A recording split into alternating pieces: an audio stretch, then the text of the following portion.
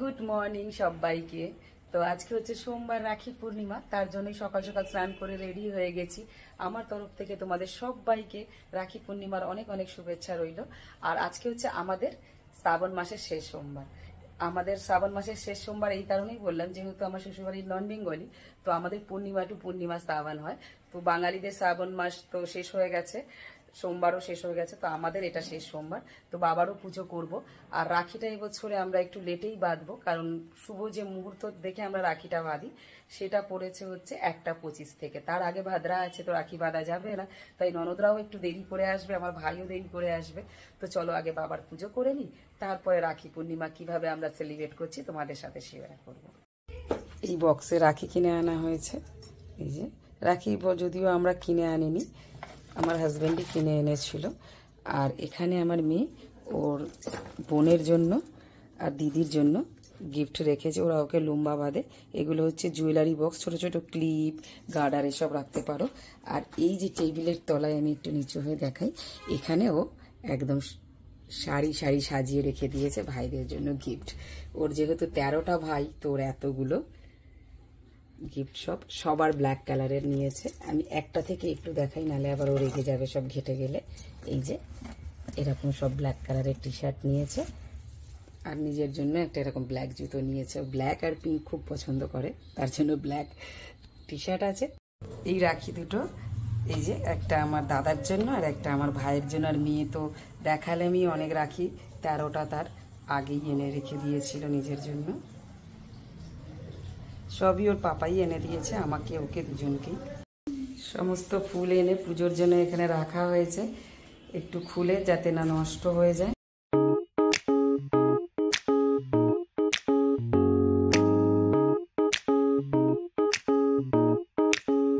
পুজো আমাদের কমপ্লিট হয়ে গেছে, সব ঠাকুরেরই পুজো দেওয়া হয়ে গেছে, খাওয়া দেওয়া হয়ে গেছে।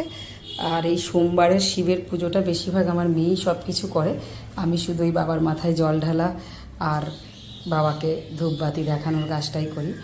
ওই রকম উপোস করে সোমবারে বেশিরভাগই ও পুজোটা করে। তো চলো এবার নিচে চলে যাই, পুজো হয়ে গেছে, সবাই আসবে, সবার ওয়েট করছি। আর কিভাবে আসবে, যা বৃষ্টি শুরু হয়েছে না, ওয়েদারটা এত খারাপ যে আসতে ওদের লেট হচ্ছে এই বৃষ্টির জন্য। তো তাও সব আসবে, যেহেতু রাখি, ভাইদের তো রাখি বাঁধবেই, আসবে। আর আমারও ভাই আসবে, দাদা আসবে। তো চলো যাই, নিচে গিয়ে সবার জন্য ওয়েট করি। ওয়েদারটা কি ভালো লাগছে, বৃষ্টি হওয়ার পরে একদম মেঘলা আকাশ। ঠাকুরের গেটটা বন্ধ করতে আমি ভুলে যাচ্ছিলাম, ভুলে নিচে চলে যাচ্ছিলাম। আর গেটটা না বন্ধ করলে তো যদি জোরে বৃষ্টি আসে, ঝাপটাতে ঠাকুর ঘরটা ভিজে যাবে। করে এসে রেডি হয়ে গেছি, একদম চুল টুল বেঁধে সাজুগুজু করে। আর মেয়েও রেডি হচ্ছে, এবার সবাই আসার টাইমও হয়ে গেছে। তো সবাই আসলেই তারপরে যখন রাখি বাঁধার টাইমটা আসবে, আমরা সবাই রাখি বাঁধবো, তখন আবার তোমাদেরকে সবাইকে দেখাবো। এই যে যেই দাদাদের আমি খাবার অর্ডার দিয়ে দিয়েছিলাম, তারা বাড়ি থেকে খাবার বানিয়ে আমাকে দিয়ে গেল। কারণ অনেকটা লোক ছিল আজকে, আমাদের প্রায় 40-45 জন মতন। আবার বাড়িতে ওই যে বললাম ভোলে বাবার পুজোও ছিল শেষ সোমবার বলে, আমি আর রান্না করার সময় পাইনি। তার জন্য এক দাদা আছে, তাকে বলে দিয়েছিলাম, সে মোটামুটি আমাদের সব অনুষ্ঠানেই রান্না করে, তার জন্য সে রান্না করে পাঠিয়ে দিয়েছে। ভালো আছে, এসে গেছে টুসু। সবার প্রথমে কিন্তু টুসু এসছে, এখনো কেউ আসেনি, টুসু আসছে। টুসু মনে খাবারের গন্ধ পেয়ে গেছে, ওই জন্য টুসু সবার আগে চলে এসছে। যে এসে গেছে রুমুদি, রিক্তা আর টুসু সবার আগে এসছে, কিন্তু খাওয়ার গন্ধ পেয়ে আমি বলে দিয়েছি। আর খাওয়া দিতে এসছিল, সমস্ত খাওয়া দিয়ে গেছে। এখানে খুলে দেখিয়ে দিই যে এর মধ্যে এখানে পাঁপড় আছে, এটার মধ্যে চাটনি আছে, চাটনিটা আমি এক হাতে খুলতে পারবো না। আর এখানে এই যে চানা মশলা পনির দিয়ে, এইটা হচ্ছে আলুর দম, এইটা রাইস, আর এর মধ্যে কচুরি ভেজে দিয়ে গেছে ওরা। মনে হচ্ছে আমার ভাই এসে গেছে, তো আমি গেটটা খুলি দেখি। এই তো এসে গেছে আমার ভাই। কে মিমি আসবে বললো, এলো না? ঠিক আছে।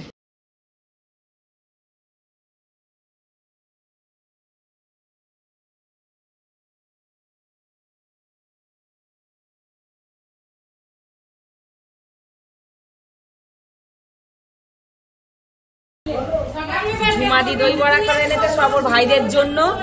এবার আমি এখান থেকে তো একটা খাবোই, ও যতই ওর ভাইদের জন্য আনুক। এই যে ম্যাডাম এনেছে দই বড়া করে, এই ম্যাডামের দই বড়া তো আমি একটা খাবোই। আর বিশ্ববিখ্যাত ম্যাডামকে যতই দই বড়ার কথা বলি, উনি ভালো বানায় তবু বানিয়ে আনবে না। আমার ফাঁকা ডাব্বাতেও দই বড়া ভরে আনেনি। এসে গেছে তনু, একদম হোয়াইট বিউটি সেজে। হ্যাঁ, ইনি হচ্ছে হিরোইন, সবাই এনাকে একটু বেশি করে দেখবেন, ইনি একদম হিরোইন আমাদের।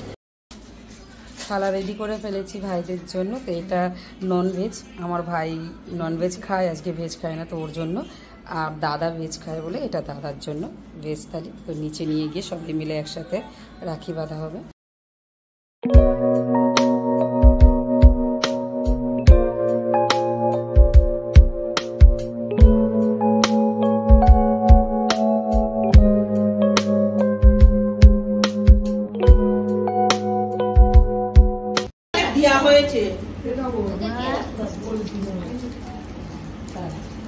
সাইজগুলো দেখে নেবে।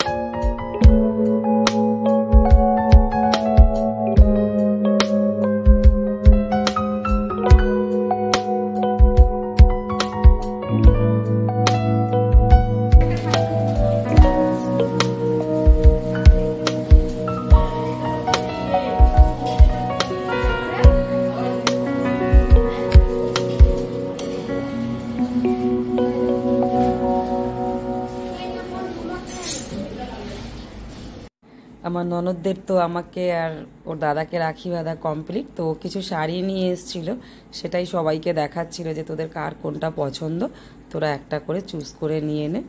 তো সবাই একটা করে চুজ করে নিয়ে নিয়েছে। এটা আমার বড় ননদ, এটা মেজো ননদ, আর এদিকে আমার সেজো ননদ, ছোট ননদ, সবাই বেছে নিচ্ছে কার কোনটা পছন্দ হবে।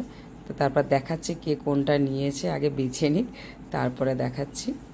চুজ করে নিয়েছে। এটা আমার ছোট ননদ নিয়েছে এই শাড়িটা, এইটা আমার সেজো ননদ নিয়েছে, এইটা ননদ নিয়েছে। এই যে উনি আবার গায়ের সামনে রেখে দেখিয়ে দিচ্ছে। আর এটা আমার ননদ নেবে বলেছিল, বাট এটাও নেয়নি। তো পরে আমার মেয়ে নিয়েছে, ওর খুব ভালো লেগেছিল। এটা বড় ননদ নিয়েছে।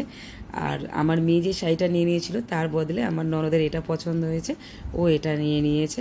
এরা সবাই শাড়ি চুজ করছে। আর এদিকে ভাই দাদা সব খেতে বসে গেছে, অনেকটা লেট হয়ে গেছে রাখি বাঁধতে বাঁধতে। তো কিছু কিছু এখনো আসেনি আমার মেয়ের ভাইরা, দাদা ভাই সব খেতে পায়নি বলে এই যে প্যাকিং করে সব আবার ওদের দিয়ে দিচ্ছি। ওদেরটা ওরা বাড়ি নিয়ে চলে যাবে, সব প্যাকিং করে দিয়েছি। এই যে সব নিয়ে চলে যাবে, কে খাবে ওদের ভাগেরটা ওরাই খাবে। এই যে আমার এক দেওর আর দাদা চলে যাচ্ছে, ওদের কাজ আছে বলে ওরা খাওয়া দাওয়া করে বেরিয়ে যাচ্ছে। আর এদিকে আমার মেয়ের সব ভাইরা এসে গেছে এখানে, ওদেরকে রাখি বাঁধতে এরা সব বোনেরা চলে এসছে এদিকে। আর বললাম না যে আমার মেয়ের অনেক ভাইরা বাকি আছে, যে এরা বাকি ছিল, এদেরকেই এখন রাখি বাঁধবে এখানে বসে। আর এই দিকে আমার এক দেওর বাকি ছিল, তার ছেলেকে নিয়ে এসছে, আর এক দেওরও এসছে সঙ্গে। তো আমার ননদরা বললো ওদের দু ভাই বাকি আছে, তো ওদেরকে এই ঘরের মধ্যেই রাখিটা বেঁধে দিচ্ছে, কেন বাইরে তো সবাই খাওয়া দাওয়া করছে।